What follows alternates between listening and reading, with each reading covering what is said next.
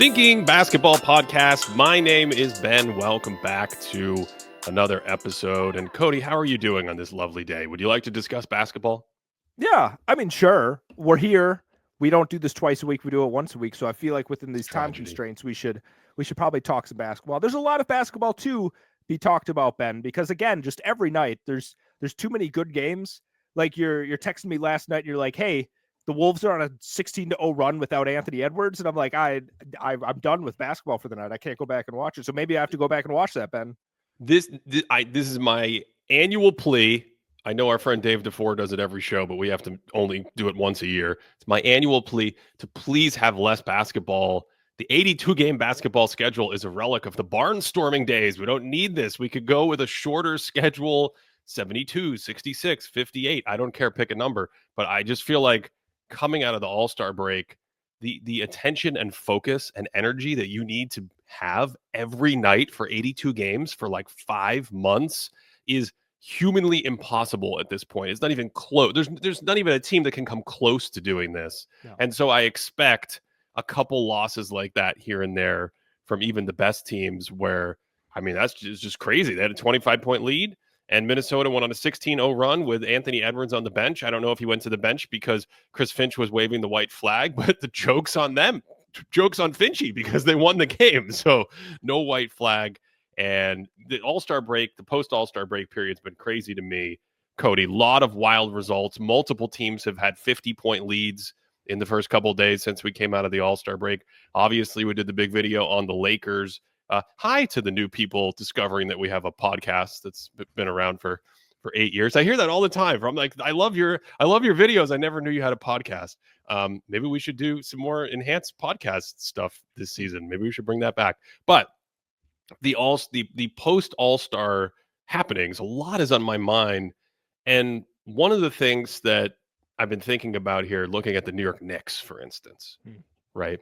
Do you like the Knicks? I love watching the Knicks, especially at MSG. Love is really strong. Like, I think you should reserve love for maybe the top couple, but I enjoy watching the Knicks thoroughly. Jalen Brunson is a pleasure to watch. Jacob Brunson? Jacob Brunson yes. is a pleasure to watch. Jacob Brunson. Are we reserving love for only the Orlando Magic? I was going to say that's like it. That, and unfortunately, as commenter Button Man has said in our comments, it was also reserved for the Spurs when Wemby was out there. But alas, the basketball gods have intervened once again and taken from us something beautiful. Really terrible, tragic story. I immediately thought of Chris Bosh and the way that his career ended early with the first blood clot and then the second one that they found, I think, in his calf. So, I mean, obviously we don't want to see something like that happen for him. It's a loss for him more than anything. It's a loss for the fans. So hopefully Wemby gets a full recovery and whatnot. And it just sucks he's not in the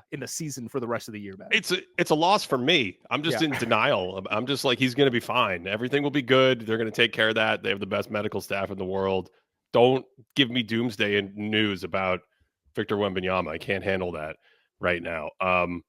So it just came up. So before we get into things, let me just ask, because the longtime listeners, those who have known about the podcast for more than a week, want to know about this.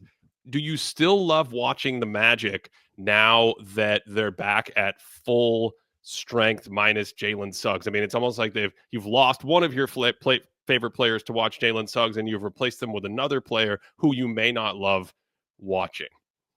There's the Banchero train has been a tough watch lately. Oh, is that who you're thinking of when I mentioned that? Listen. I thought you were talking about Karl-Anthony. Okay, I'm not going to call out other people. Like it, I get it. You don't ever want to be mean. I'm not going to be mean right now, but I feel like there's a lot of people handling the Banchero situation with kid gloves right now, Ben. And it's not been great watching the offense since his return. The organization, the decision making is not what we saw those first 5 games when I maybe overreacted and took him very, very early in our 25 under 25 draft. Maybe. I was sold from the preseason. What do you want from me? I took the preseason seriously, like any fan should, and I've been not rewarded with it in the second half of the season. Yeah, we should move off this quickly before it gets dark and stormy in here. So what were we talking about? I was telling you about the Knicks, right? Oh, yeah. Okay, well, the Knicks have not been at full strength for at least a few weeks. I think it was the February 1st game where OG Anunoby injured his calf before the All-Star break. And one thing, the Knicks have gotten a lot of flack. There's a lot of people who are concerned. They keep saying, New York is really struggling against the best teams. And it's like, isn't that an interesting way to say New York is like the fourth or fifth best team in the league instead of one of the inner circle title contenders, right? If they weren't struggling against the Thunder and the Celtics and the Cavs, then wouldn't they also be in the group of title contenders with the Thunder and the Celtics and the Cavs? But that aside, one thing that has really jumped out to me watching them is you take one of the starters off the court and you replace him with someone like Precious Achiuwa, and some of the magic of the way that offense works, which is this very interesting NBA offense with some progressive spacing, cutting, movement. Karl-Anthony Towns at the 5, obviously he's an interesting player, just drawing some defensive attention, playing out in the perimeter, but he drives and passes, and then everything's going through Jalen Brunson or some other ball handler. It's like, oh, you throw Precious out there, and all of a sudden stuff kind of gets a little gunkier, and you kind of lose the synergy. It's like the 2004 Pistons. If you take one of the defensive guys off the court, like it's not quite the same if you put an offensive player in there, or the 2014 beautiful game Spurs. If you just threw some ISO scorers in there, all of a sudden it would like ball stop and completely change the rhythm. It kind of has that thing going on with the Knicks right now. And it's just got me thinking about stuff like depth that we've talked about all year and how crazy important it is. It really is. But also I think there's kind of some magic, not Orlando magic, but some like pixie magic that's getting shown off of the Knicks when it comes to some of these performances. Because I think you say the Thunder and you say the Celtics, and you're like, oh, they're not on the same level. But then you say like the Cavs, and people bristle a little bit. They're like, no, Knicks and Cavs are basically the same tier. They're right outside of the championship, like true inner circle folks. But I feel like we're starting to see a little bit more evidence that maybe the Knicks shouldn't be in that same contention. Like you said, I don't think they've won against any of those top teams in the NBA. They're like 0-7 or something like that. But then you get a little bit more granular. In the 900 minutes, when Brunson, Towns, Bridges, and OG are on the court together, they're plus 4.6, which is, lower than you'd want to see from a pretty healthy core of guys that should be able to complement each other pretty well. And even if you just take off the other two and say, hey, I just want to see what Brunson and Towns are like when they're on together, it's still only like a plus 5-ish, maybe plus 5.5 or something like that. So I think there's some defensive warts that really hurt them. A lot of their offensive numbers are really great. And when you watch them, it makes sense that their offense is really incredible. But defensively, you watch them and you're like, I'm not sure how this team's going to really hold up or change strategy to compete when it comes to the playoffs. So I think the Knicks are very fun right now. But if you are a fan, like, I get it. You're probably trying to reserve yourself saying, okay, like, it's okay. These are some numbers we're going to ignore, but I don't know if we can ignore them with the Knicks. Well, do you think if you put a good defensive center on that team, like if they had Isaiah Hartenstein still, right? If they were able to retain him and then have the same lineups around them, just in theory, where you could play Cat at the 4, or you could play OG Anunoby at the 4 and Bridges and play different lineups like that. Do you think that would help solve some of these issues? Or do you think that even if they have, like when Mitchell Robinson comes back, they're still going to be kind of defensively stuck because of the sort of Brunson and Towns going to be on the same court, going to be on the floor at the same time problem? Well, I think then all of a sudden we just have a redux of the Timberwolves discussions where it's like, all right, well, Towns is great at the 4, Gobert's out there, but then you kind of lose. I just keep going back to the word magic, man. I'm trying not to just say it, but you lose the magic of Towns at the 5 as a big man, because I think that's a huge part of their spacing is they have, top 5 spacing big man out there. You have Brunson dancing around, everyone else can shoot the ball, and that just changes things. You put in one guy that takes away the spacing, and all of a sudden the offensive magic is just a little bit less magical, Ben. So I'm not sure that it doesn't. I'm not convinced that in itself is the fix. I kind of thought OG and McHale might be enough to kind of stopgap some of that, but there hasn't been enough evidence of that so far this season. Who could you pair with Karl-Anthony Towns? Either a center and you play him at 4, or a forward where Cat is nominally the quote-unquote 5. What kind of player or what specific player do you think you could pair with him to kind of fix this or offset some of the trade-offs and weaknesses that he presents by being such a great offensive spacer, shooter, finishing piece, and yet such a vulnerable centerpiece on the defense when he's out there at the 5? That is such That is such a good question. Here's the first name that came to mind. He's a little bit older. I would love for him to be at his peak, but like peak Al Horford might be that sort of thing, right? Because I think Al Horford is flexible enough that he could play on either side. You don't lose any of the spacing when you throw him out there. Obviously, he's not spacing the court like Towns, but as we've seen with the Celtics, they're able to very effectively play a 5-out sort of offense. So I think Horford would be really interesting.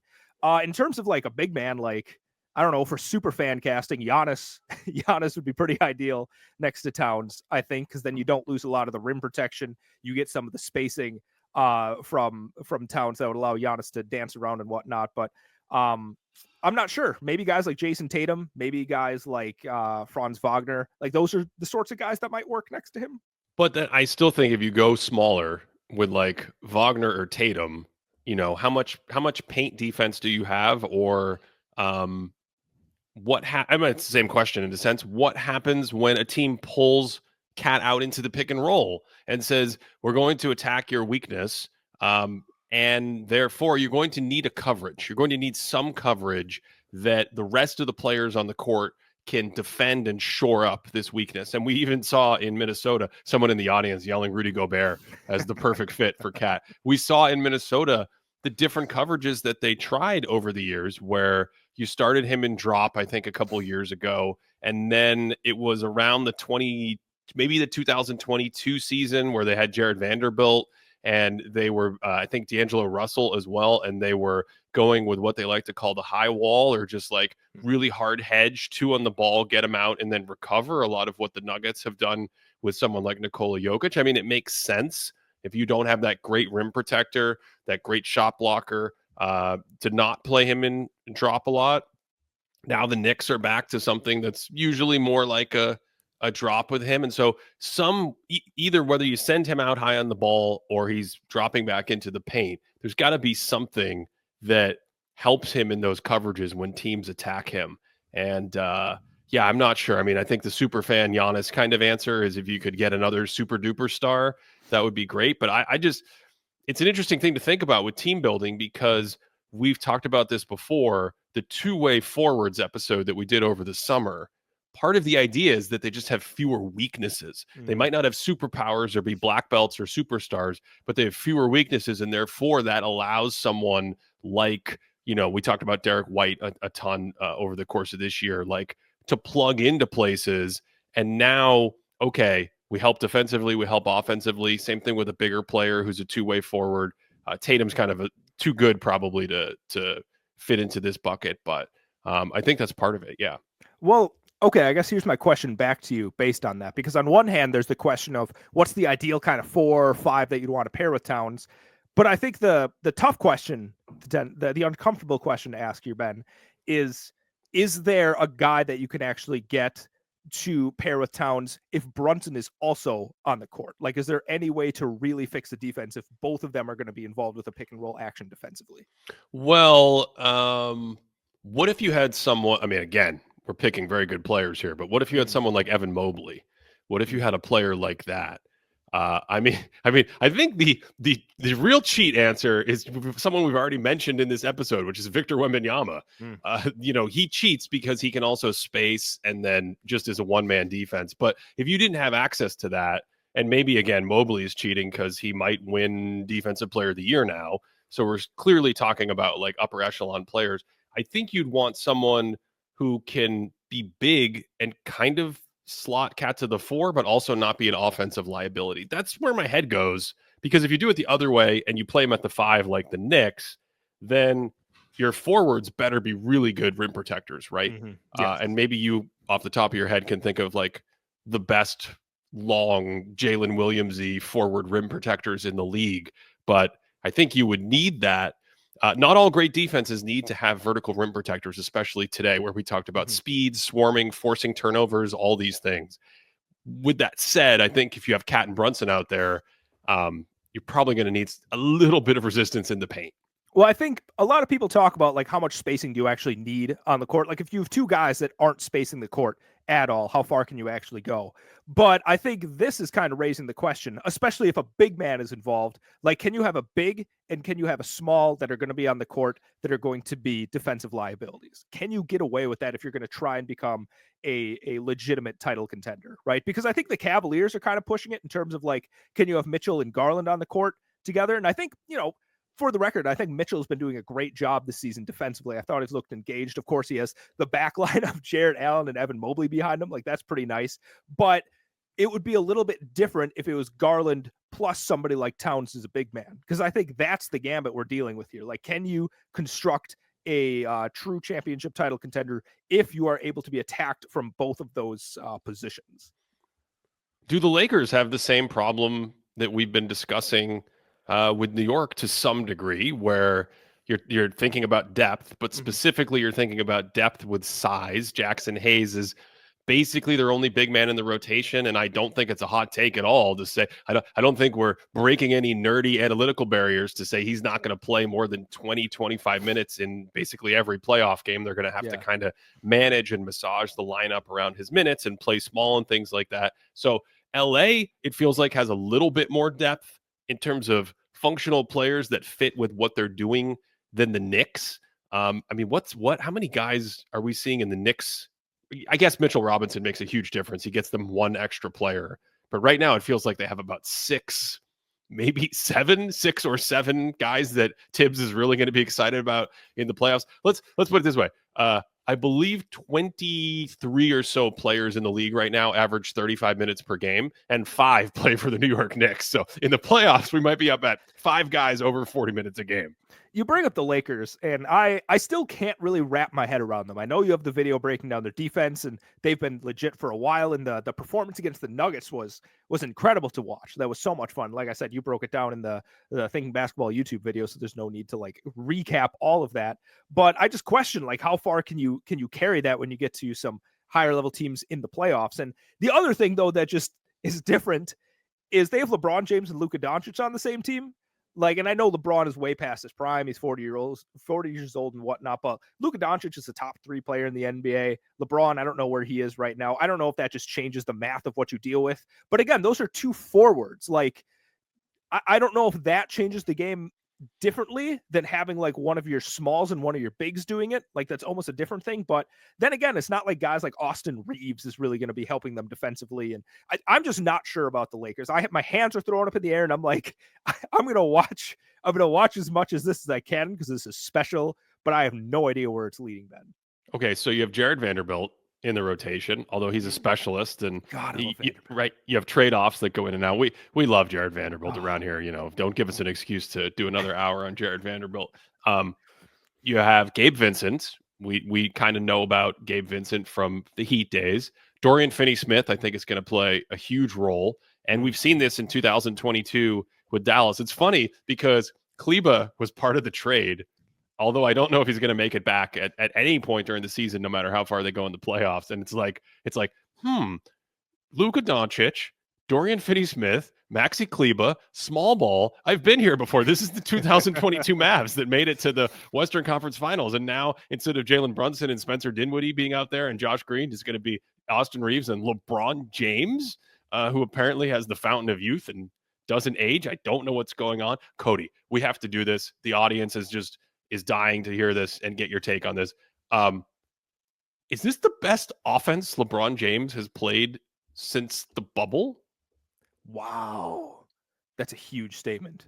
I don't want to derail us. I want to sort of finish this conversation about the Lakers and their rotation. They got Rui Hachimura as sort of the last person along with Doncic in that rotation. So what was that, like 6 or 7 guys? I think Dalton Knecht is on the fringe because of defensive issues. So again, like having 2 more players functionally than the Knicks feels like a really big deal for the Lakers. But can you put together the right pieces? Do you need one more offensive big man? I think those are questions that are to be determined that we can answer now. But the LeBron thing is just, he's the last like month and a half, he's kind of been out of his mind. It's weird because there's a couple of plays. There's one play. Well, I think Luka, man, you want to see somebody that's a good passer. Like, look at how many kick aheads. Like, I wish there was some kind of tracking stat to see how many kick ahead passes a player makes, because you just see the beginning of that Nuggets game and Luka is just so excited. LeBron's excited to go out there. But the one thing that stands out, he gets a dunk on one of them. The next one, Luka leads him a little bit of head, and he catches and he takes off a couple feet in front of the free throw line like he likes to do. And he's ready for the tomahawk slam, like classic LeBron, but he kind of adjusts midair and finishes with a layup. And those are the moments where I'm like, ooh, should I be concerned about that kind of thing? Like, is his lack of athleticism going to really take down what we're seeing in the regular season for his offense? But I mean, in terms of the regular season, I just never know with LeBron, because of course the thing with LeBron, especially in the 2010s, is he performs one way in the regular season, then he just ramps it up in the playoffs. But like, if we get to the playoffs, I don't know, is it going to look the same? Because if he keeps this up, then yeah, I think this is probably the best offense he's played in the last few years. So you're not hard committing to the post bubble question. No, I need to. I need to go through the scrolls first and check this one. Okay. Well, let me just tell you that this has been going. I only have the last month up, but about 3 weeks ago it was the same. He is third in our box plus minus model in the last month in the entire NBA, and you'll never guess the two players he's behind. No one will be able to guess them. It's absolutely impossible to guess the possible players that he's behind. Jokic and SGA. That's it. Okay. Those are the two guys. LeBron's stats in that time: 30 points per 75, plus 6% true shooting.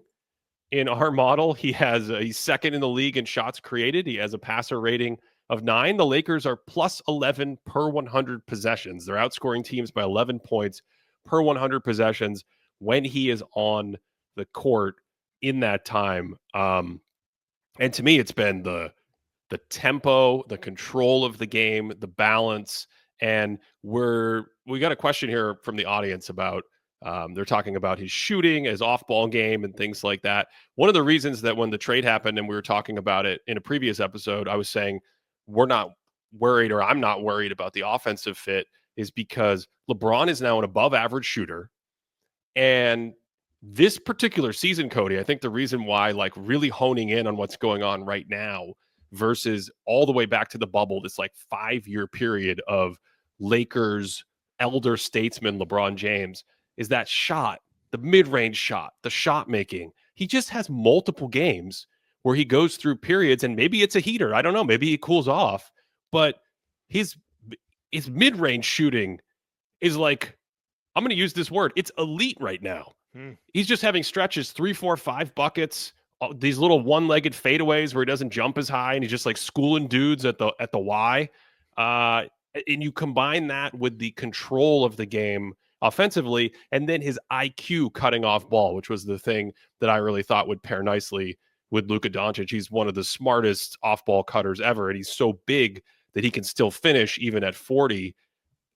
It's a lot. It's a lot. It is a lot. And I think with the shooting thing, the last couple of years, it has been really good. It seems like he's floating around 40% over the last couple of regular seasons. But the playoffs, Ben, that's the thing. Like, those are the numbers I always try and look at when it comes to players, because things tighten up. You're not getting the shots you want to see. And over his last 21 playoff games, which is 24 and 23, shooting 29% from 3 on 6.3 3-point attempts. So, we'll see if it carries over. We'll see if that continues. This is the last 2 years. You said 29%. Yeah, 29%. Okay. Well, I mean, look, if he shoots 37% from 3 and schools people with his mid-range jumper, then yeah, to me, I think you have to go back to the bubble, to that version of LeBron, to get a better offensive player than at least the one I've seen in the last like 6-7 weeks, however long this has been going on with him, and we'll see if it can last. Because I personally am exhausted. I don't even play the games. No. I'm just getting tired watching these guys every night. Okay, so did you have any more on the Lakers and their depth thing before we move on to another team? Well, not really. It's one of those things where I'm kind of in a holding pattern in terms of like the Warriors and Lakers. Like, I really enjoy watching both of them right now, seeing how I think Jimmy Butler's been slotting in really well with the Warriors right now, which is kind of like what we predicted when the trade happened. But I don't have any hard takes just yet. It's just fully like it's like LeBron game 1 in a playoff series, just gathering information. We'll see where we go to at some point. It's so funny you mentioned that, because I immediately think about the depth with them as well, because like take Quentin Post, who I think we mentioned last time, right? Do they need someone like that to have another pitch to throw other than Draymond Green at center, Jimmy Butler at quote unquote power forward. And who's the three there? Is it, would you call Podziemski the three, or they've been starting Moody and Podziemski next to Steph Curry? I mean, No. I just feel like for a team that started the year going like 11, 12, 13 deep, they kind of thinned everything out between trades and injuries and whatnot. And now you have Buddy Hield coming off the bench. It's kind of a trick or treat situation with him as has been in the past. Maybe Gary Payton II for spot minutes against certain people. And then I again wonder, like, what I guess some games Kevon Looney's going to have 21 rebounds, and other games Kevon Looney is going to be too slow and get, played off the court kind of thing. I just keep coming back to the depth component. Oh yeah, and then they're running. I think it's pronounced Guy Santos is a power forward that they've been running lately, and that's another guy that they're just trying to fill some of those big minutes, because I think the lineup that works best for them right now, the one that I think they were coming back to a few times when I was watching them, I think against the Kings, Curry, Podziemski, Moody, Butler, Draymond, and that is a small lineup, and obviously we know that Draymond Green and Butler are just like so much tougher and stronger, and I think in the modern NBA you can do a lot of really cool defensive stuff like that. But if you have a team with like a true big that's going to like pound you down low, like that's going to be, I don't know how viable that's going to be. So I think out of the teams we've talked about so far, the Warriors' depth is the one that concerns me the most, because like let's say for instance Draymond is out for any amount of time, whether it be injury or he goes back to being Liu Kang for a period of time. Like I just don't know what's going to happen with the big man rotation there. I think they have a bunch of really interesting smalls, like even Hield can come out there and shoot some threes and whatnot, but Draymond is kind of turning into maybe their most significant player just because of the lack of depth at that particular position. And man, him and Podziemski have such good chemistry together. Like they've got it down. Like they know how to work with each other really well. And I think they're secretly like a really fun duo to watch on that team. You know who has much worse depth than Golden State? Who? It's Phoenix Suns. Oh, wow. I mean, that's. Did you have anything else to say about?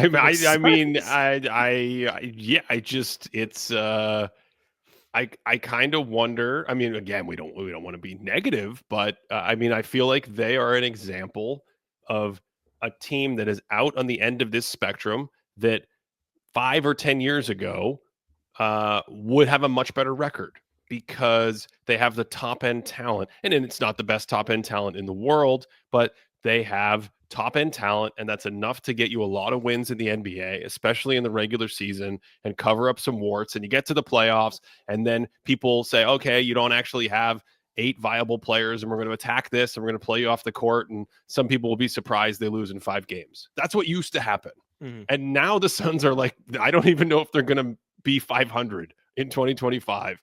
And I'm pretty sure it's because they have Kevin Durant, who we had as an all-star. They have Devin Booker, who we had as an all-star. They have Bradley Beal, who we did not have as a sub-all-star, but Bradley Beal is a good NBA player, all things considered, in the conversation that we're having about depth. And then after that, Cody, who is their next best player? Is it Tyus Jones?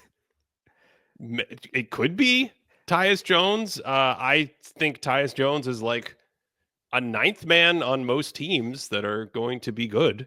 Yeah. So I think that's the issue. Like you start to run out of, we talk about all-stars, sub-all-stars.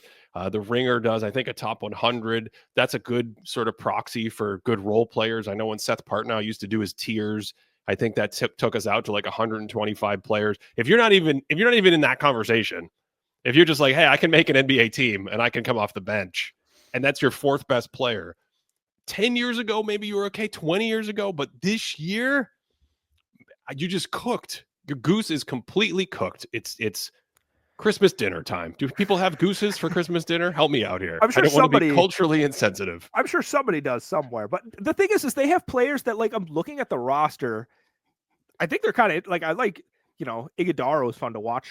Ryan Dunn is fun to watch. Like, Grayson Allen got some minutes on a Bucks team for like Royce O'Neal's been an interesting wing. Like they're not players that are complete nobodies. Like they have, like, I don't know if you just eyeballed, you'd be like, sure, this is going to be a good team. Ben. You mean by name? You mean by name? Yes, by name. But okay. There have been games they've been rolling out Bol in the starting lineup, and there have been times like, wow, they're really relying on this guy to do a lot. And to his credit, like there are sometimes I'm watching him like Bol is still an extremely fun player to watch when stuff is working. But I don't know. That's just kind of how it is. They're just kind of throwing stuff out there. And I have to take an enormous L for this team, then, because at the beginning of the season, I'm like, hey, Budenholzer, this lineup, Budenholzer has a huge track record of 50-win seasons. This is going to be an awesome offense. I was flat out wrong, Ben. Like this is one of the most wrong I've been in terms of like a preseason thought. I tried to tell you. Know. Yeah. Yeah. It's okay. We understand. We know why. For the first time listeners, Cody is a big Milwaukee Bucks fan. That's his actual real team. Although if you read the comments, he hates the Bucks and especially the Giannis player, who's won the MVPs for them. No, seriously, this is one of the most extreme examples. If you go back to the Heatles in 2011, right? When the Heatles were constructed in that first season, for those who weren't around or don't remember the insanity, the contract situation they had by freeing up space to sign both Chris Bosh and LeBron James alongside Dwayne Wade meant that they had like almost no ability to sign any other NBA players. So they got like old Mike Bibby and old Zydrunas Ilgauskas and old somebody else that we can't even think of. And they were just trying to get these guys out there to do something with what at the time was the point guard position and the center position. And if you look at their roster, it's just a hilarious revolving door that year of the point guard position and the center position. I believe they had some kind of like exception that they could use for a decent contract, and they gave it to Mike Miller, who could still kind of play or had a promise of playing, and he was injured. So they lost that. So it was just those three dudes carrying the team. They started 9-8. It was like a disaster, blah, blah, blah, blah, but they won 62 games and made game 6 of the NBA Finals. The next year, when they were able to fill out the roster better, then you got, the Shane Battier, and was that Ray Allen's first year? Did he come? I think maybe 13 was his first year. Yeah. But I could be wrong. They just did a better job of actually having room to maneuver. And you jump to a situation like this. And of course, the guys in Phoenix aren't the Heatles. But to me, it just seems like an incredible testament to how good the teams are, how balanced the teams are, the high level of skill and performance you have to have, where it's like, we talk about the Memphis machine and what Taylor Jenkins is able to get out of those players. You still have to be a pretty good player, right? Jake LaRavia still has to be a pretty good player. And so if you put enough pretty good players next to stars in a great system in the regular season, it can be okay. When you are in a situation like Phoenix and the stars are all redundant, and then you need to get the other stuff like moving, spacing, cutting, shooting, defense, rim protection, on-ball creation, understanding the dynamics of, how to get into the paint and play as a playmaker in those situations. The whole thing falls apart if you're not like a remotely decent NBA player. And I think this is the most extreme example I can think of. And for the record, Ray Allen's first season was 2013. So imagine that you join your team, and the first year at the team is when you hit the biggest shot in NBA history. So, good for him there. But it's you bring up the Heat there, and like you say, these aren't the Heatles in Phoenix, but it seems like it is the exact same philosophy that went into it. But the difference is age. Like Durant is a full decade older than these Miami guys when it was at that point. And obviously Dwayne Wade at a certain point, his knees kind of went bad faster than maybe we expected at that point. But the other part of it for the Heatles that worked versus the Suns team is you don't need to cover for Wade, Bosh, and LeBron on the defensive side. They're all really good two-way players, right? They can do a bunch of different defensive schemes, and then you can kind of throw out these stopgap players. Like you put out somebody like Norris Cole, you put out somebody like Mike Bibby, Joel Anthony. You put these guys out there, and it's just like, hey, we need you to just eat up some minutes, make some shots, grab some rebounds, and these three are going to take care of basically everything on both sides, and it works. But you can't do that here. There's too many weaknesses in the trio of Beal, Booker, and Durant in the sense that like the guys you get are going to have to fill significant gaps that the team has. And they just don't have that waiting on the bench for the team. And I think that's the fatal flaw of how that team was constructed. So if we're taking L's, I'll take a mini L. I'll give myself a mini L. because a couple years ago, we discussed this interesting dynamic around trading established stars, even later in their careers, for draft picks. Because that's what Phoenix did to build this team. They said, okay, we're going to trade a bunch of draft picks for Kevin Durant. And they got Kevin Durant in 2023, and he was quite good in the playoffs. And they got Kevin Durant in 2024, and he's still plenty good in 2025. And we'll see if, he's a really tall player who can shoot the ball really well. We'll see how well he ages in the next few years. And the idea is, when you look at those trades historically, you don't always get a hit. You don't always get a superstar. So it's cool to get 4 first-round draft picks, but if you get like James Young and a bunch of other players, who was the first pick for the Cavs from UNLV? Anthony Bennett. No, Anthony Bennett. We've reached the point of the show where I can't remember basic names, which is our entire shtick. Then it doesn't really do you any good. And so sometimes you hit a home run and sometimes you miss, and it's not as, cut and dry, I think, as people get excited about the draft picks. So, okay. So Phoenix does that move, and they still kind of had a team at that point in time. But then they did another move for Bradley Beal. Cody, did they trade more away to get Bradley Beal? Can we bring this up? We have the draft picks because it used to historically be very rare to trade multiple first round draft picks like this. And we can get into that in a second, because I'm not sure I fully internalized what has happened recently as the economics and the CBAs of the league have changed. But that used to just be a thing that didn't really ever happen. And now it's happening left and right. And the Suns, I feel like, have got themselves in this position by partially trading all their ability to have like decent young role players for 2 dudes. And that's it. They're like, we're going to get 2 dudes, and that's going to be our basketball. Ben and Cody will suit up in the other 2 positions, and we'll be good. We'll compete.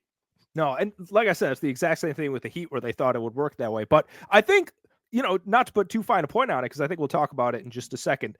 It is super rare for teams to have traded 3 first-round picks in a single trade, right? And I don't know how many that we did. And Ben and I kind of scoured the databases. Like, we ran off to Minas Tirith and went through the scrolls and read through it for years to try and figure out all the history. And this is a very recent happening that, and I know people are very shocked when these trades happen, but I almost think we're not shocked enough when these kinds of trades happen. And maybe we can talk about whether or not there's value in that. But when we look at that particular Beal trade, Chris Paul's in it, right? Chris Paul, who, I think we saw the previous season in the playoffs that he was more easily targeted. It wasn't the Chris Paul that got them to the finals in 2021, right? But still, Chris Paul, Shamet. But then Chris Paul, Shamet, and 4 first-round draft picks. Yeah, go ahead. Okay, to introduce that part of it, it gets tricky because there's this thing about like picks that don't convey, right. Pick swaps, blah, blah, blah.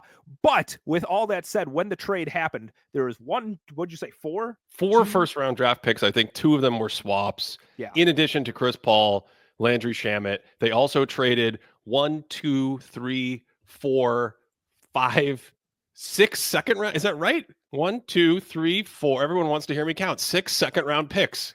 They traded 6 second-round picks. I did not realize this. You're getting my live reaction to the ability to trade 10 draft picks along with Chris Paul in one trade. That's not the Durant trade. If you're just tuning in, or you were looking at something on the road and then realized you're listening to this basketball podcast, that's the Beal trade. Bradley Beal. They traded 10 draft picks in the Bradley Beal trade. So, yeah, I actually want to get into this a little bit more, because Phoenix did this twice, and I think that's how they led themselves down the road to this roster construction that just doesn't work at this point in time with the way the league's set up. But Cody, you alluded to it. Between 2019 and 2025, again, unofficially, we scoured everything we could. And by the way, as a PSA, if someone could make it easier to figure out who is traded in an NBA trade, that would be great. Even the NBA's official release pages don't have all the information. They don't have the contingencies. They're embedding tweets from Bobby Marks about the conditions in the trade possibly, and what might convey and what might not convey. Very hard to figure out. Anyway, 2019 to 2025, we found 15 trades with 3 first-round draft picks or more involved in the trade. 15 trades where one team gave up 3 first-round draft picks or more in the last 6 years. Before that, we didn't go back before the merger, the ABA merger in 1976, 1977. Before that. Yes, we did. We went all the way back to the BAA, Ben. There's nothing before the merger. No, there was nothing. Okay. So I'm just saying, I just saying on my list here, it starts at the merger, 1976 to 2013. There were 8 such trades. 8 such trades in over 35 years, and in the last 6 years, what did I say? We've had 15 of them. 15 of them. Yeah. Do you have thoughts on that, by the way, just before we go on? Well, let me give a little bit of context here, because maybe people are wondering, it's like, what is the first trade that actually involved like 3 first-round picks? This is mind-blowing. You need a little bit of an asterisk, though.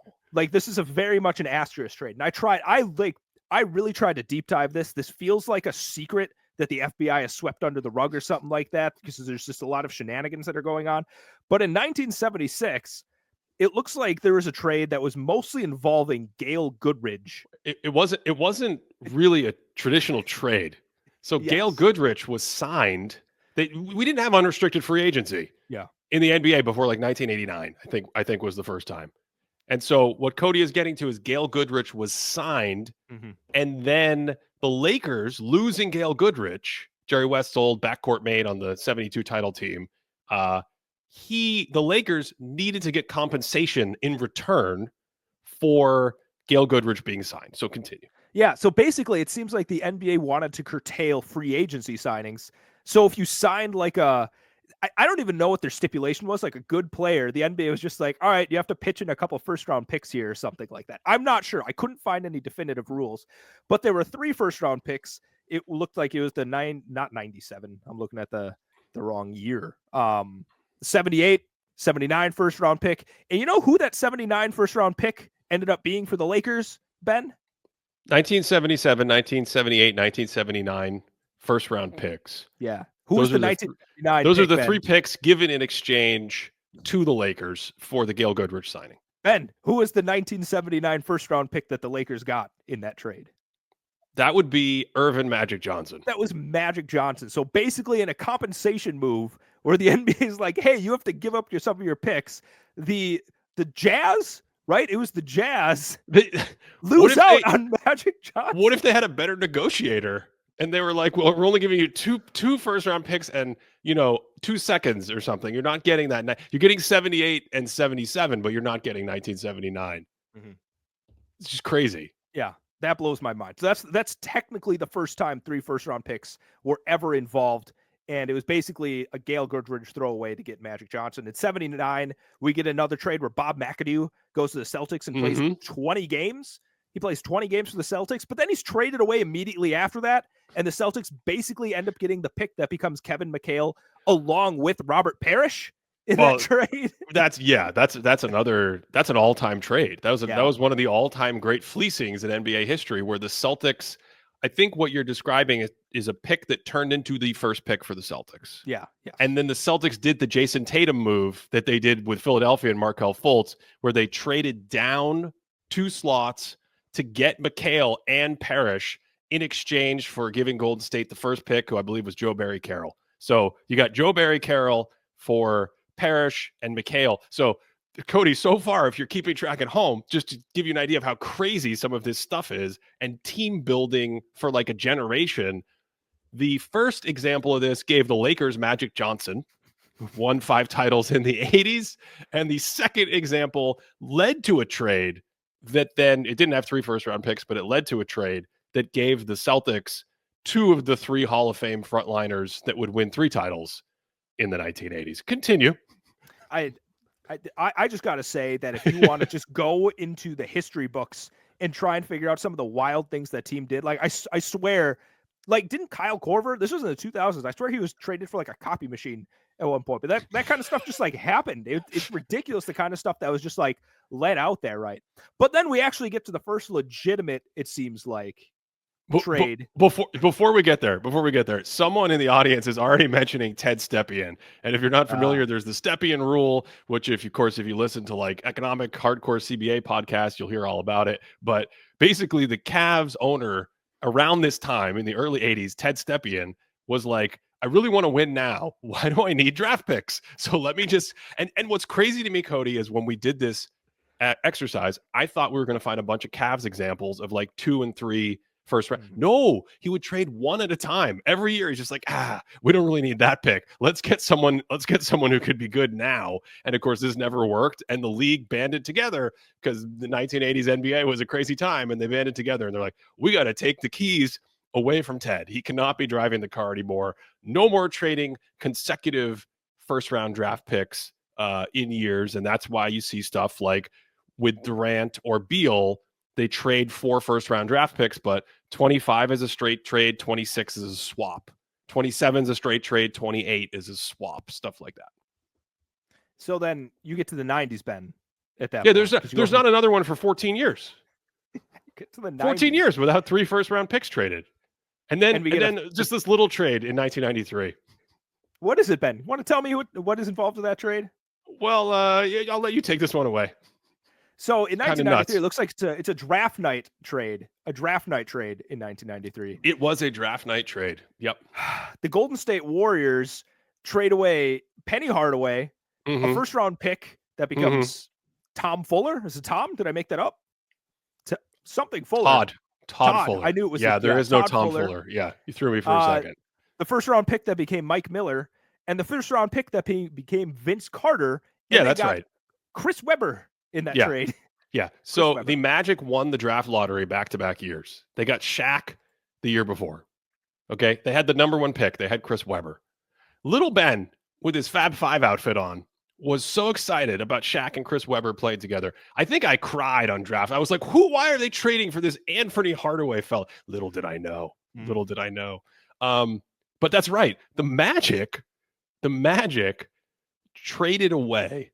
What a trade for the Magic. They traded away Webber for Penny Hardaway, arguably just better peak period. So period, they're winning there. And then they got the 3 first round picks. And as Cody pointed out, the players taken with the first round picks, Mike Miller was one of them, and Vince Carter was the other one. Although the Warriors, what's even funnier is that the Warriors traded that pick away and then got it back, and then took Vince Carter and then traded Vince Carter for Antoine Jameson on draft night. I cannot keep my bearings. This is insane. I don't even know if owners should be allowed to trade. This is nuts. Well, I think that's the shocking thing. So that trade happens in 93 and 94. The Warriors trade Chris Webber for 3 first round picks from the Washington Bullets. Yeah, they had enough. Yeah. Webber is essentially traded 2 years in a row for 3 first round picks. I don't know what to say, Ben. Like, there's no analysis there. It's just wild. A player gets that 2 years in a row. And the Vince Carter pick goes back and forth in each situation, and then gets back to Golden State. And then Golden State's like, we'll take Vince Carter, but we'd rather have Antoine Jameson. There are others. There's a couple others. Yeah. The Cavs have one in the 90s. There's a couple in the 2000s. One of them is a draft night trade involving Darren Williams. The other is a Nuggets trade that isn't really, it's Kenyon Martin, basically. Kenyon Martin for 3 first round picks.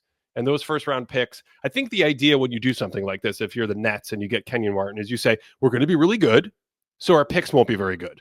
It's like we're trading second round picks. If it's a 25th pick in the draft, then it's not as valuable as an unprotected, top 5 pick because we're good. We're in the finals. So those 3 picks that were traded for Kenyon Martin were low picks and not very good players. Guys like Ronaldo Bachman and Marcus Williams from Connecticut and Joey Graham.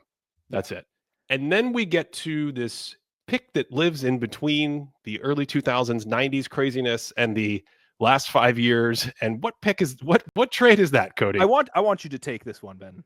I'm going to gift you going through the magical and infamous Boston Celtics trade, Ben. Well, everyone knows about this trade. It's the Kevin Garnett, Paul Pierce trade. And so instead of us telling you who got traded for what and all the picks and all this stuff, I think the key takeaway to all of this, and we have 1 or 2 more trades with the exact same theme that we'll that will point this out. It goes back to the beginning with building with Magic Johnson or getting Parrish and McHale in a trade or something like that. The Celtics said, we're rebuilding. We're getting rid of the guys now, Pierce and Garnett. We're getting all this capital back. And on that exact trade, what the Celtics were able to get back was 4 first-round picks. And with those picks, they took Jaylen Brown in 2016. And remember, they had the first pick that I alluded to earlier in 2017. They traded that out to get Tatum. So they actually got Jaylen Brown, Jason Tatum, and then more capital. They traded that out and ended up getting an extra pick. That extra pick was Romeo Langford. And Romeo Langford was later one of the pieces for the the Derek White trade that brought Derek White to Boston for like 40 cents on the dollar or something like that. So in one night, the Celtics built the backbone of a perennial championship contender that is still, I believe, technically maybe the title favorite 12 years later as we do this podcast. I think what's shocking about all that is in between these times, a possible Brooklyn powerhouse was also created and then immediately raised, like before our very eyes, like a flash in the pan.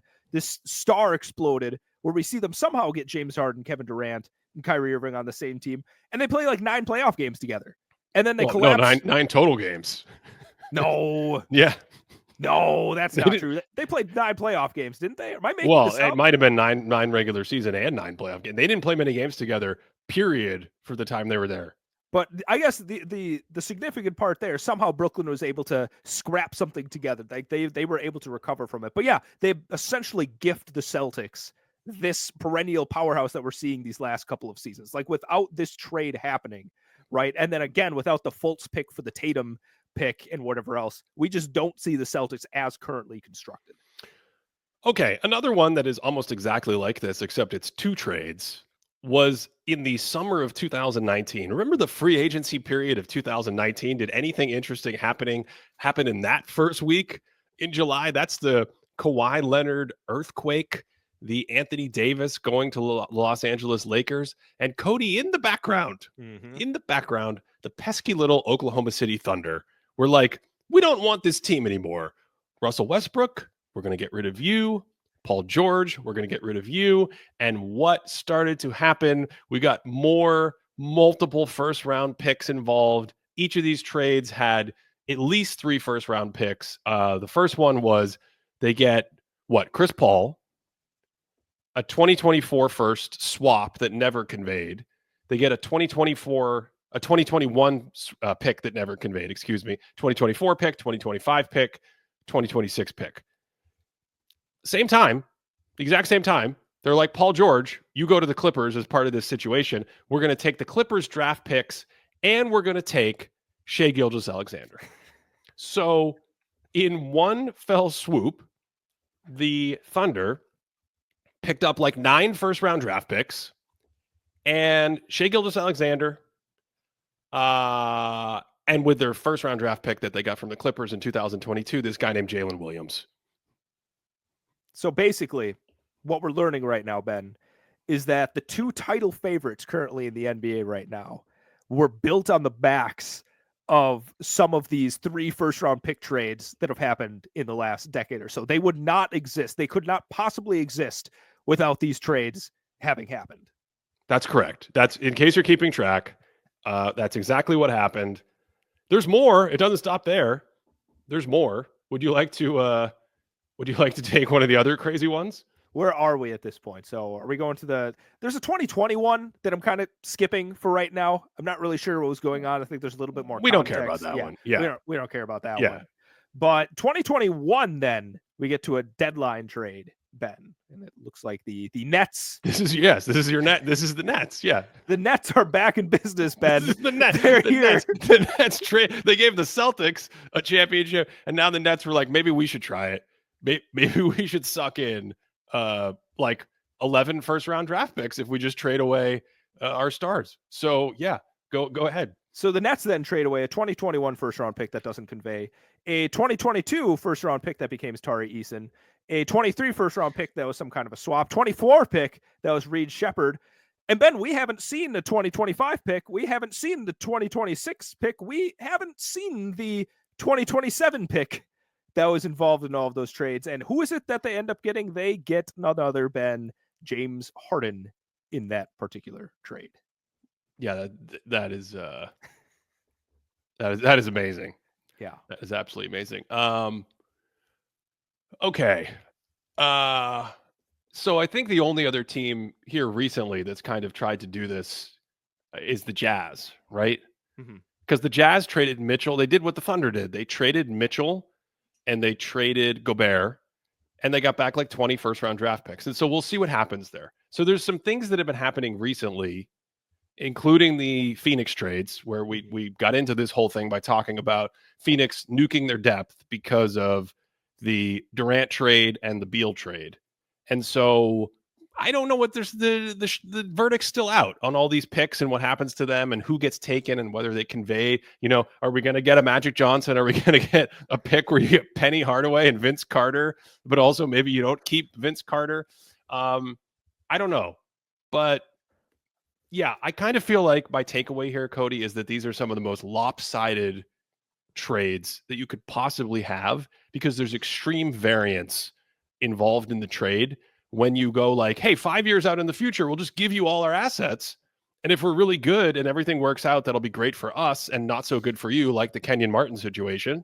Or if it's the reverse, we'll actually just give you a potential dynasty like Boston or Oklahoma City. And we will have like 2 years of old players, and that'll be it. So I think what's interesting is in all of these, and I think the DeJounte Murray trade going to Atlanta is another one of these was I think four first round picks. Sorry, what? I think 4 first round. What did you just say? For DeJounte. DeJounte Murray? What was the details of that trade? So it looks like the Atlanta team they're sending out the Atlanta Hawks. What year? I'm going to call everyone the team, this? the Milwaukee team. This is 2022, Ben, where they trade Gallinari, a 2023 first round pick that doesn't convey, 2025 first, a 2026 first swap, and a 2027. So we haven't seen 3 of the picks that were involved with that Murray trade. But here's the thing, Ben. Here's what we've been doing. It seems like we're setting up and we're talking about a bunch of these trades where one side is clearly just in the loss. Exactly. Like you're looking at it, you're like, what is actually happening? But I think what's interesting is there's a couple of these trades in here where you're like, you know what? That kind of seems to work out for you, or at least like it's in the balance. Like we're looking at the Cleveland trade, for instance. Like they trade what, 1, 2, 3, 4, 5? Am I counting 5 first round picks? This is the marketing trade? Yeah, the marketing for Mitchell trade. 5 first round picks. And you say, is that possibly worth it? Number one, we can't really tell yet because we have to see what those picks are going to become. But number two, the Cavs are looking to be the 3rd best team in the league, and they wouldn't be if this trade hadn't happened. So I don't know. Right now, that one's kind of in the balance. You're like, is that one going to work out?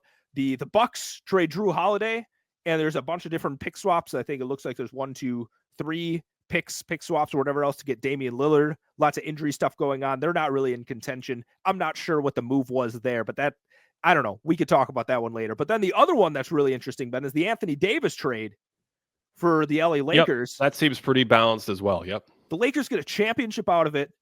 And Ben, there's a team in Texas that decided to trade Luka Doncic for Anthony Davis. So you could look at that and say, hey, the Lakers ended up with a championship and Luka Doncic out of it. So I would say they're doing pretty well with that trade right now. So it's not saying that none of these trades ever work out, but there's a lot of them you look at and you're like, what are you doing? Like, even in the moment, you got to be thinking like I don't know. Maybe the Clippers I'm not being fair to. Maybe the Clippers trade is one that in the moment, because I think going into the 2020 season, the Clippers were the preseason betting favorites, according to Basketball Reference. I'm not sure. In retrospect, like, obviously things didn't work out, but that was a really good team that I think I had in the finals for a couple of seasons before everything shook out like it did. Your point about getting value from Anthony Davis, though, is such a good one. I'm sure the CBA expert shows like our Dunked On friends and things like that have pointed this out, but I didn't see this in the mainstream discourse about this trade. But the sort of sneaky, amazing, valuable thing for the Lakers, besides the obvious, was assets depreciate in basketball. And if you don't get something back, you go through this aging curve. The most amazing thing about all the trades we looked at is not that some of them are lopsided. It's that the Garnett Pierce Nets trade was at the very end of that aging curve. They had very little value left, and yet they somehow cashed it out as if it was like prime real estate, as if it was like 2008 Garnett and Pierce, and they had like 5 years together to play. It was like, no, they had like 6 months left together to play, and they still got all this value. And so Anthony Davis is a depreciating asset. And what you do is you flip him for now, you could get 10 or 15 years of value out of the Luka Doncic asset.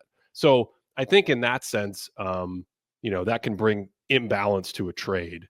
Go ahead. What are you going to say? I was going to ask you what you think is the most imbalanced of these. Ben, come on. At a certain point, you can't be so dialed in with me. I was going to say that we're crossing the hour threshold, so now it's time to ask the big question. If you were to rank some of these, Ben, like what are the most lopsided of these trades? Like if you were to crown one to be the most lopsided and give me a couple other ones, what are you thinking? I think it's the Celtics trade because of what I just said. Yeah. Because they were getting you had something that was a depreciating asset that was probably worth relatively little, and what they got out of it is just hilarious. To be able to have Tatum and Brown and get all those top picks and transfer things and whatnot.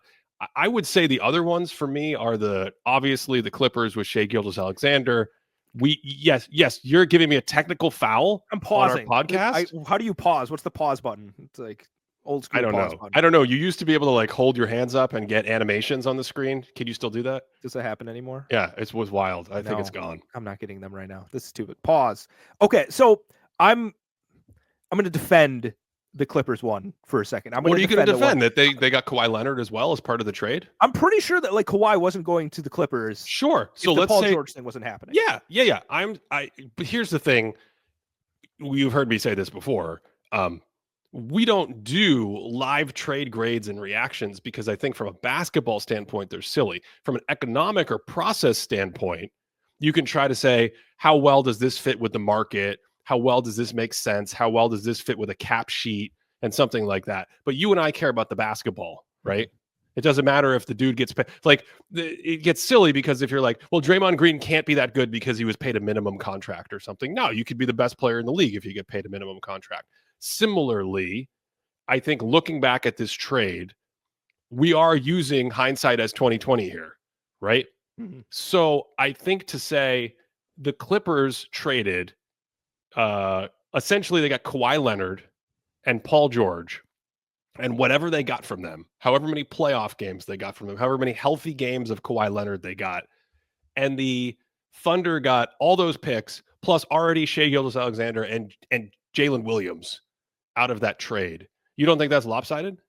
In 4,500 regular season minutes, Kawhi and PG were plus 12.5 together.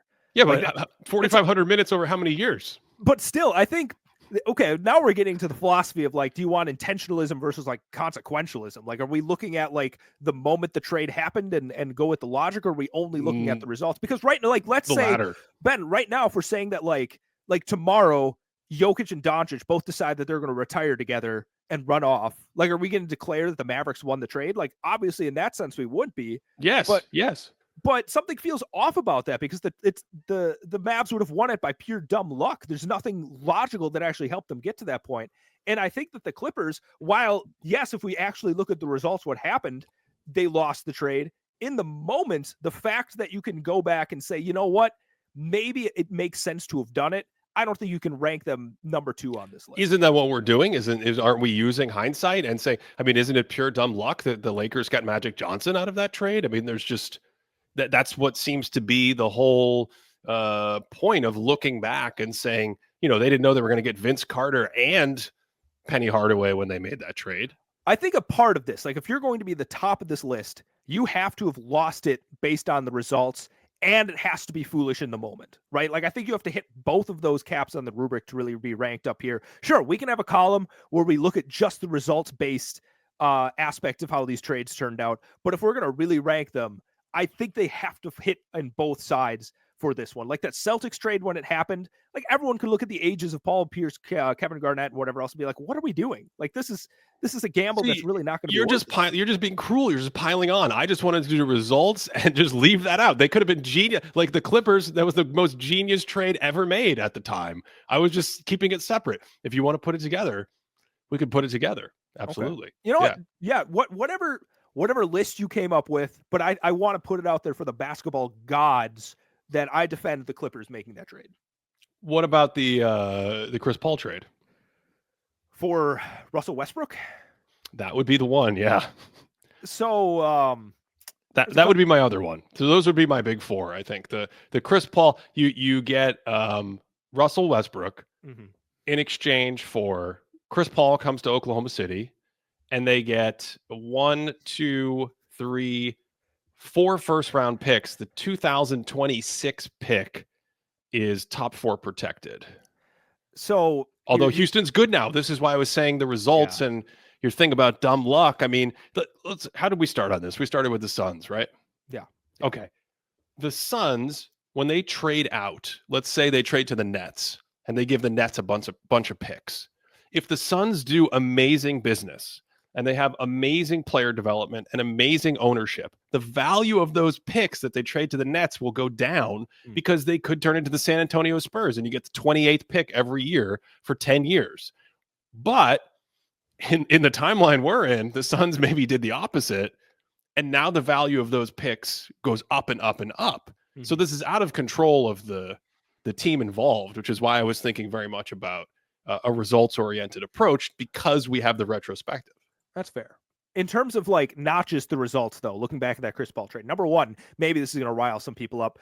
Are we even sure that Westbrook was better than Chris Paul at the time? Like, are we positive? Who? That Russell Westbrook was better than Chris Paul in 2019? I don't think so. Like 1-to-1 if that trade just happened. I'm not even sure. That's why I'm saying this feels extremely lopsided. They got Chris Paul and for 4 first-round draft picks. So that's why I agree with you. So in the moment, you can question that. Number two, Westbrook played 65 total games, including regular season and postseason. Then they traded Westbrook for John Wall, who played 40 games and is no longer in the league. So not the league. Is he in the league? He hasn't played in a couple of years. I'm not sure what's going on with John Wall. But the point is they traded Chris Paul and basically got, John Wall at this point. That's not a good trade. I think you're probably right with putting that one pretty high up there.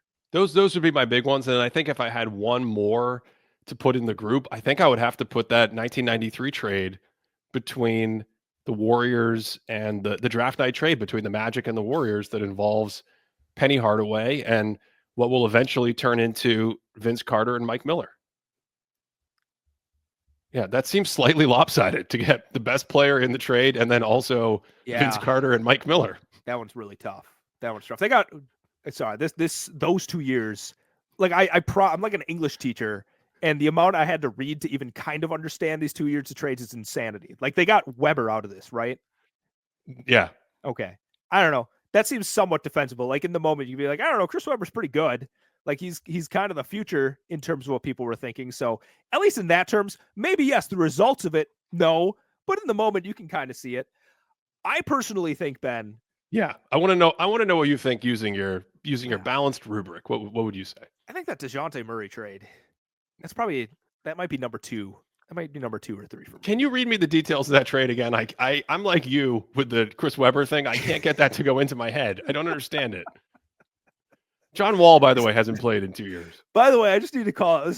This is so outside of our field of what we usually do, like hardcore player breakdown. It's like, this is the best. Let's pull up a spreadsheet. This is the best. This is predicated. Do we need to name some old names and talk about we have box plus minus? We said Gail Goodridge. So the Hawks traded Danilo Gallinari, 2023 first, 2025 first, 2026 first swap, a 2027 first, and they got DeJounte Murray and Landale. Why did they do this? Then who did they trade DeJounte Murray for? Those people that I just said. Oh, you mean now that they just traded Murray? I have no idea. He was sent out. He's with the Pelicans now, right? So who did they get? This is too much. Dyson Daniels, EJ Little, Larry Nance Jr., Cody Zeller for 2 first-round picks. Okay.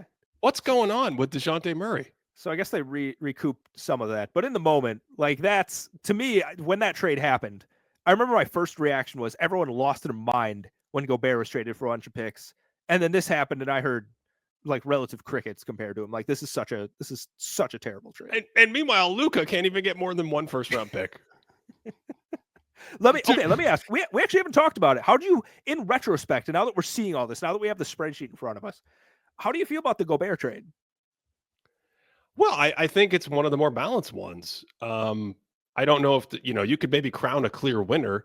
We want to have a little bit more. See, the way I'm approaching this, Cody, is I want to allow a little bit more time to see what materializes from this. And I know if you're a hardcore front office person or something like that, you're thinking you never know what those first picks are actually going to turn into. You never know if they're going to turn into Vince Carter or Mike Miller. But again, from an on-court thing, it is really not just interesting, but it is descriptive of how the league came to be, to actually look at the perturbations and where they landed, right? It's actually relevant to the way the teams are set up, that, oh, this pick lost its value, this pick gained its value, this pick had dumb luck and turned into Magic Johnson. That's how the Lakers built the dynasty. They built the dynasty because some negotiator was like, let me get that third first round pick.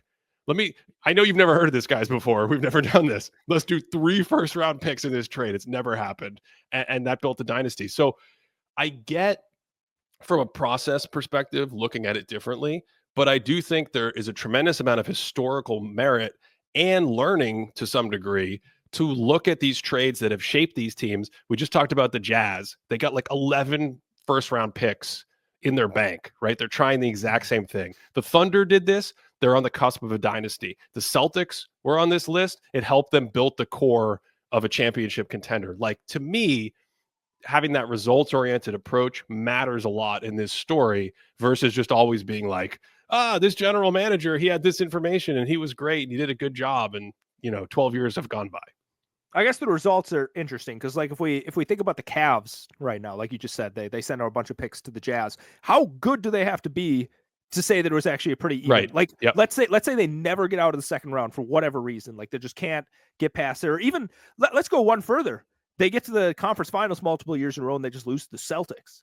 Do we count that as a win? Like, is it smart to have done that? Because to me, there's like, this team's exciting. It's fun. The Cavaliers have somebody that's relevant and they have a bunch of good players that are fun and whatever else. Maybe that in itself is worth it. Like, I don't know if it has to be championship equity that you're looking for. Yeah, no, exactly. And I think that's why I said some of these trades seem a lot more balanced to me, because you do get something like that where Cleveland is a championship level team. They're probably in all likelihood going to make it to the conference finals, if not more. And, one crack at that, 2 cracks at that, that's probably worth it, because that's what you're trying to build in the first place, right? Yep. That's what you're trying to get to. I think, just for the record, I think it's basically the only player we didn't say. That Cavs trade from the 90s, that was for Antonio McDyess. McDyess. Yeah. And, he was a nice little player. I think some he had people a big wanted injury to be like Sean Kemp, but he basically broke his knee like 2.5 years after the trade and just never the same after that. Yeah. So, yeah. To support the show, patreon.com/thinkingbasketball. Of course, we have our extra video content up there. We've got a Discord community. We've got, hey, today we barely even read off our stats board that we usually use to research the shows. We got so into this. And this is what happened. We were talking about depth and Phoenix, and I think the Phoenix is like the inverse of what we just finished the show on, because Phoenix gutted their team by doing 2 trades where they sent everything out. Mm-hmm. And in addition to other things with their roster, that has, as someone in the audience said, that is an ownership tax that they're paying, quote unquote ownership tax. Any other final thoughts, Cody? I mean, it doesn't even have to be basketball at this point. Is there anything else in your life that's great, that's going on, that you want to share with us before we get out of here? Honestly, I would definitely love to share things, but I think being an hour and 15 minutes, this might need to be closed up with a final basketball thought. So I will leave with a basketball thought here. And this is maybe where it's relevant, where we talked about, I forgot we did a read last time about a course being taught. Is that Bobby Marks that's teaching people about the cap and whatever else? Anyway, I wonder how the new CBA is going to affect these kinds of picks, because maybe it's possible to be like the Nets and recover from this kind of thing and be able to get things a few years from now. But right now, if you trade around your first round picks and you get all these huge contracts, like, is it actually possible to fill out that roster? Is Phoenix actually doomed based on the rules that we're seeing? And I think that's an interesting wrinkle that we're going to see in the next couple of years. And I wonder if that's going to curb these 3 first round pick trades. I think that's where my mind is projecting forward with this conversation. I completely zoned out when you were talking. It's 2 podcasts in a row where we yeah. What was the thesis of your point that you just said? I caught the end of it. I wonder with the new CBA, if we're going to see fewer of these 3 first-round picks. Fewer. Yes, that was the part that I missed. Yep. It's weird because on one hand, it feels like certain owners are saying, "Hey, I'm taking a risk," and some of the people in the audience are saying this right now. Like, you have to take a risk. You have to increase your variance to maybe try to be more competitive or win on the margins. And if you swing and miss, then you maybe are stuck for a while. But maybe that's a viable approach for certain teams, especially if you're a small market team. Maybe it's a viable approach. So I totally hear what you're saying. But on the flip side, I think it's the kind of thing where you can run some numbers like we did a couple years ago, looking at these sort of like star. We had a whole episode on this. Do you remember this a couple years ago after the Durant trade? You sent me a spreadsheet yesterday and you're like, remember this podcast? And I was like, no, not an idea. We were basically looking at the stars that were involved in these trades with multiple first-round picks. Kevin Garnett in 2008, Darren Williams in 2011, Steve Nash, James Harden was part of this. Paul Pierce had one. And we just basically went through and said, like, sometimes you don't get a lot of value from a pick that turns into like the 15th or 20th. You get a couple of them, great. You get 3 picks in the 20s. It's nice to have extra picks and players, but what you're really looking for is the superstars and the home runs. And whether it's by dumb luck or whatever, I mean, the Oklahoma City Thunder, just one little DocuSign on 2019, one little, yes, let's execute this trade. They get Shai Gilgeous-Alexander and Jalen Williams, and then a ton of other assets that they can build the team around those guys with. And yeah, I don't know. It would be interesting. I think some people will be averse to it. I don't know if we will completely see the end of it. I think what we might see less of is the DeJounte Murrays of the world being traded for 3 or 4 first-round draft picks. That just seems strange to me, as it did at the time. Yeah, that's very strange. And I guess my final call to action is somebody please set up a nice way that we can track the lineages of all these trades. This was some literal laborious work over this last week where Ben and I tried to sift through. The wording is tough, the convening is tough, the swap stuff is it's very all over the place, Ben. All of it. And here's the thing, I think this is also the other issue, is when you Google, you search through and try and find some of these articles talking about trades, you get a lot of initial articles that are talking about them where they post like somebody's initial tweet about it. It's like so-and-so was traded for a first-round pick. But then there's no updates in terms of like the swaps and whatever else. So it's like the race to send out, to tweet, to Blue Sky the information right away. And then all of a sudden that's aggregated into an article. Yeah. It's just, it floods it, Ben. It floods the zone. Yep. Well, next week we'll be back to discuss the X's and O's and the details of the theory of, we'll put our pipes in our mouths and we'll smoke our philosophical ideas about some teams' offense and defense. But this was a fun trip down memory lane in a way that we don't normally do it. It still blows my mind. It just absolutely blows my mind what some of these trades ended up turning into for some of these teams. So hope you enjoyed it. Thanks for listening all the way through, and hope you're having a great day.